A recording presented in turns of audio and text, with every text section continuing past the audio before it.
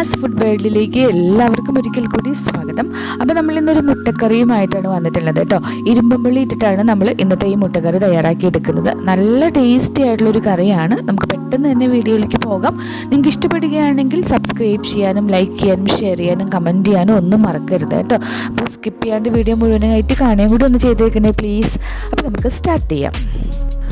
അപ്പോൾ ആദ്യം തന്നെ ഞാനിവിടെ ഒരു 10-15 ഇരുമ്പുള്ളി, വലുതും ചെറുതൊക്കെ ആയിട്ടുള്ള ഇരുമ്പുള്ളിയാണ്. അതൊന്ന് നന്നായിട്ട് കഴുകി എടുത്തിട്ടുണ്ട്. നമുക്ക് കറി വയ്ക്കുന്ന പാത്രത്തിലേക്ക് അതിൻ്റെ ഞെട്ടൊന്ന് കളഞ്ഞ ശേഷം ഇതുപോലെ രണ്ടായിട്ട് കട്ട് ചെയ്തിട്ട് കൊടുക്കാം. വലുതൊക്കെ ആണെങ്കിൽ ഒരു 3 കട്ട് ചെയ്തോളൂ.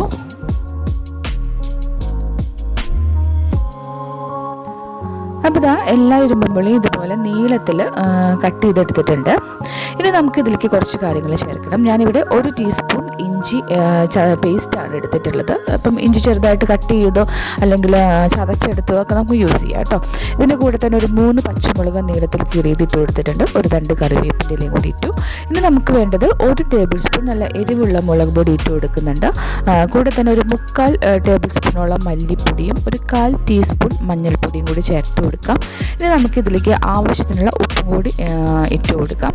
ഉപ്പ് കുറച്ച് കഴിഞ്ഞിട്ട് ഒന്നും കൂടി ചെക്ക് ചെയ്തിട്ട് ആവശ്യത്തിന് ഇട്ട് കൊടുക്കാം. ഇപ്പം കുറച്ചിടാം. ഇനി നമുക്കിതൊന്ന് തിളപ്പിക്കാനായിട്ട് വെക്കണം. അതിനായിട്ട് കുറച്ച് വെള്ളം ഒഴിച്ച് കൊടുക്കുന്നുണ്ട്.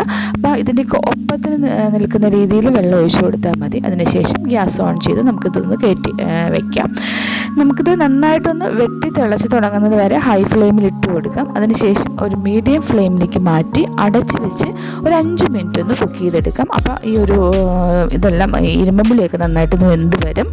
ഈ സമയത്ത് നമുക്കൊരു നാളികേരത്തിൻ്റെ കൂട്ട് തയ്യാറാക്കി എടുക്കണം. അതിനായിട്ട് ഒരു ചെറിയ നാളികേരത്തിൻ്റെ പകുതിയാണ് ഞാൻ ചെറിയ എടുത്തിട്ടുള്ളത്. നമ്മൾ പറയുകയാണെങ്കിൽ ഇതുപോലെ ഒരു പിടി എന്ന് പറയാം കേട്ടോ. നമ്മുടെ കൈ വെച്ചെടുക്കുമ്പോൾ ഒരു പിടി നാളികേരം മതിയാവും. നമ്മളിതിനൊരു മിക്സിയുടെ ജാറിലിട്ട് കുറച്ച് വെള്ളം ഒഴിച്ചിട്ട് നന്നായി തന്നെ അരച്ചെടുക്കാം. അപ്പോൾ ഇതാ നമ്മൾ നാളികേരം നന്നായി തന്നെ അരച്ചെടുത്തിട്ടുണ്ട്. ഇനി നമ്മുടെ കറി ഒന്ന് നോക്കാം. ഇപ്പോൾ ഏകദേശം ഒരു 5 മിനിറ്റ് ആയിട്ടുണ്ട്. ഒരു മീഡിയം ഫ്ലെയിമിൽ ഞാൻ 5 മിനിറ്റാണ് വേവിച്ചത്. അപ്പോൾ ഇതാ നമ്മുടെ ഇരുമ്പുള്ളിയൊക്കെ നന്നായി തന്നെ വെന്ത് വന്നിട്ടുണ്ട്. കണ്ടോ, ഉടഞ്ഞൊന്നും പോയിട്ടില്ല. ഈ ഒരു പരുവത്തിലാണ് നമുക്ക് വേണ്ടത്. ഇനി നമുക്ക് ഇതിലേക്ക് നമ്മളിപ്പം അരച്ചെടുത്തിരിക്കുന്ന അരപ്പ് ചേർത്ത് കൊടുക്കാം. ഇത് നമുക്ക് ആ പാത്രം ഒന്ന് കഴുകി കുറച്ചും കൂടി വെള്ളം ഒഴിച്ച് കൊടുക്കാം. നമുക്ക് എത്രത്തോളം ഗ്രേവി വേണം അതനുസരിച്ചിട്ട് ഇതിൻ്റെ വെള്ളം ഒഴിച്ച് കൊടുക്കാം.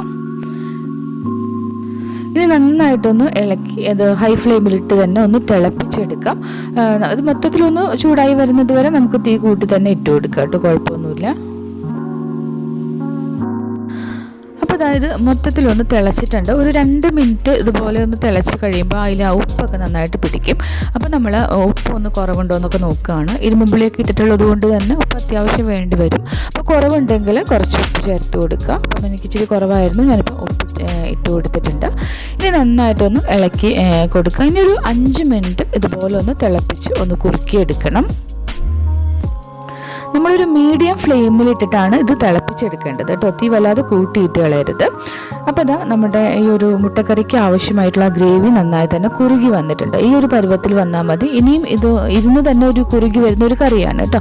അപ്പോൾ നമുക്ക് ഇതിലേക്ക് മുട്ട ചേർത്ത് കൊടുക്കാം. ഞാനിവിടെ ഒരു 4 മുട്ട പുഴുങ്ങിയെടുത്തിട്ടുണ്ട്. 2 എണ്ണം കട്ട് ചെയ്യാതെ നേരെ ഇട്ട് കൊടുക്കുകയാണ്. 2 എണ്ണം ജസ്റ്റ് നടുവായിട്ട് ഇതുപോലെ ഒന്ന് കീറിയിട്ട് കൊടുക്കുന്നുണ്ട് കേട്ടോ.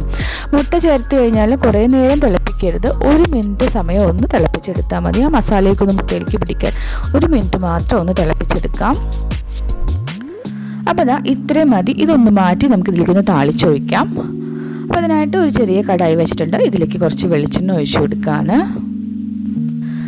വെളിച്ചെണ്ണ നന്നായിട്ട് ചൂടായി വരുമ്പോൾ ഒരു 1/4 ടീസ്പൂൺ ഉലുവ ഇട്ട് കൊടുക്കാം. ഉലുവ നന്നായിട്ട് മൂത്ത് വരുമ്പോൾ ഒരു 2-3 ചെറിയ ഉള്ളി വട്ടത്തിലരിഞ്ഞത് ചേർത്ത് മൂപ്പിച്ചെടുക്കാം.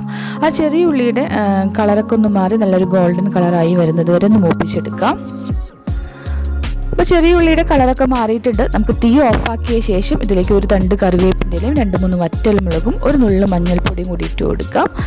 നന്നായിട്ടൊന്ന് ഇളക്കി നമ്മുടെ കറിയിലേക്ക് ഒഴിച്ചു കൊടുക്കാം കേട്ടോ. നമുക്കിതിലേക്ക് വേണമെങ്കിൽ ഒരു ഇൻഗ്രീഡിയൻറ്റും കൂടി ചേർക്കാനുണ്ട്. അപ്പോൾ അത് ഞാൻ പറഞ്ഞു തരാം എന്താണ്. നമ്മൾ ആദ്യം തന്നെ താളിപ്പൊഴിച്ച ശേഷം ജസ്റ്റ് ഇതുപോലെ ഒന്ന് ഇളക്കി കൊടുക്കുക, കുത്തി ഇളക്കരുത്. ഇനി നമുക്കിതൊന്ന് അടച്ച് വെച്ച് ഒരു 10-15 മിനിറ്റ് റെസ്റ്റ് ചെയ്യാനായിട്ട് മാറ്റി വയ്ക്കാം. അപ്പോൾ ആ ഇരുന്ന് തന്നെ ആ ഒരു കറി കുറുകി വരും. നമ്മൾ തീ ഓഫാക്കിയിട്ടിരിക്കുകയാണ് കേട്ടോ. അപ്പോൾ അതാ നമ്മുടെ ഒരു 10-15 മിനിറ്റ് കഴിഞ്ഞപ്പോൾ തന്നെ ആ ഒരു കറി നല്ല തിക്കായിട്ടുള്ള ഒരു കുറുകിയ ചാറ് പോലെ വന്നിട്ടുണ്ട്. ഈ സമയത്ത് നമ്മളതിൻ്റെ ഒരു ടേസ്റ്റൊക്കെ നോക്കുക. അപ്പോൾ നമ്മൾ ഈ പുളിയൊക്കെ ചേർക്കുന്നത് കൊണ്ട് തന്നെ അതിൻ്റെ ടേസ്റ്റിന് എന്തെങ്കിലും കുറവെന്നോ അങ്ങനെ എന്തെങ്കിലും നിങ്ങൾക്ക് തോന്നുകയാണെങ്കിൽ നമുക്കിതിലേക്ക് ഒരു കാര്യം ചേർത്ത് കൊടുക്കാം. അതായത് കുറച്ച് പഞ്ചസാരയാണ്. നമ്മൾ 1/2 ടീസ്പൂൺ മുതൽ 1 ടീസ്പൂൺ വരെയൊക്കെ നമുക്കിത് യൂസ് ചെയ്യാം. ഇതുപോലെ ഒന്ന് ഇട്ട് കൊടുക്കാം. അപ്പോൾ നന്നായിട്ടൊന്ന് ഇളക്കി കൊടുക്കണം. ജസ്റ്റ് ഈ ഒരു രീതിയിൽ ഇളക്കിയാൽ മതി. അതിനുശേഷം ടേസ്റ്റ് ചെയ്യുമ്പോൾ നമുക്ക് തന്നെ മനസ്സിലാവും ആ ഒരു കുറവ് എന്തിൻ്റെ കുറവാണെന്ന് മനസ്സിലാവാത്ത ഒരു കുറവ് ഇതിൽ മാറിയിട്ടുണ്ടാവും. ഇതൊരു നല്ലൊരു ടിപ്പാണ് കേട്ടോ. നിങ്ങളൊന്ന് നോക്കി നോക്കോളൂ, വീട്ടിലൊന്ന് ട്രൈ ചെയ്ത് നോക്കൂ.